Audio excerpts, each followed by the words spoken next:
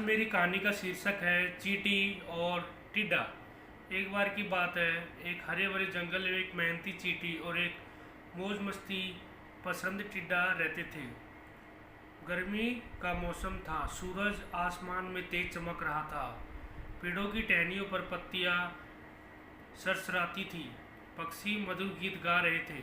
सुबह अपने छोटे से घर से निकलती है और पूरे दिन मेहनत करती है। वह जमीन से अनाज के दाने इकट्ठा करती है, उन्हें अपने बिल में रखती है और फिर दोबारा काम पर लग जाती है। दूसरी ओर टिड्डा पास के घास के मैदान में बैठकर अपनी बांसुरी बजाता रहता। वह गाता, कूदता और मौज करता। उसे चींटी की मेहनत पर हंसी आती। एक दिन टिड्डे ने कहा, अरे चींटी, तू दिन रात ये दाने क्यों उठा रही है? जरा देख कितना सुहावना मौसम है। चल मेरे साथ गाना गा, मस्ती कर। राई और बोली, भाई टिड्डा, अभी मेहनत करने का समय है, जब सर्दी आएगी तब खाना ढूंढना मुश्किल होगा। मैं अभी ही सर्दी के लिए अनाज जमा कर रही हूँ। टिड्डा हंसते हुए बोला, सर्दी की चिंता क्यों करें, जब वक्त आएगा तब देखा जाएगा। और वह फिर अपनी बांसुरी बजाने में लग गया।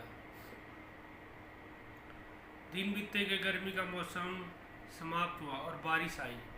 फिर धीरे धीरे ठंडी सर्द हवाएं चलने लगी। मैदान सूख गए, पेड़ों की पत्तियां झड़ गई और कभी कहीं भी खाने का कुछ नहीं बचा।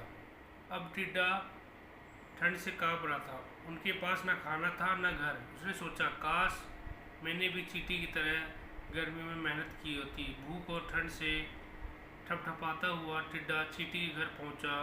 भूख और ठंड से तड़पता हुआ टिड्डा चींटी के घर पहुंचा और दरवाज़ा खटखटाया। चींटी ने दरवाज़ा खोला तो देखा कि टिड्डा काँप रहा था। टिड्डे ने विनम्रता से कहा, प्रिय चींटी, मैंने पूरी गर्मी मस्ती में गुजारी और अब मेरे पास ना खाने को है ना आश्रय। क्या तुम मेरी थोड़ी मदद करोगी?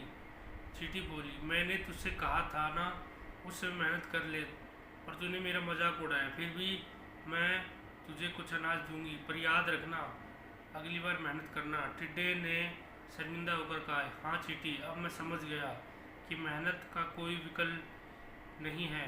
आने वाली गर्मी में मैं भी तुम्हारे साथ काम करूँगा। चींटी ने मुस्कुराकर दरवाज़ा बंद किया और टिड्डे अपने मन में यह संकल्प लेकर चला गया कि अब कभी समय बर्बाद नहीं करेगा।